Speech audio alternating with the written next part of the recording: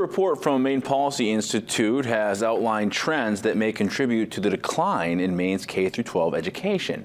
While Maine students were ranked high on the National Assessment of Educational Progress in the 90s, the state's ranking has dropped to 36th in 2022. The decline in Maine K-12 education provides some possible contributing factors. Author Jonah Davids points to state and federal mandates to explain a declining quality of education, saying local control of education has been undermined.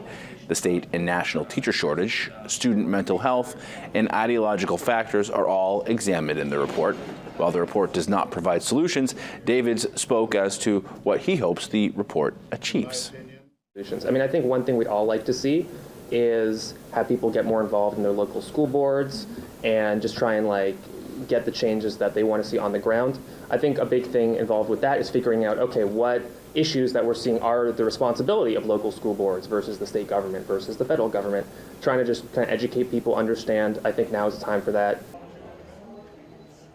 David says the upcoming years will be dedicated to investigating which route will be the best for Maine students and educators.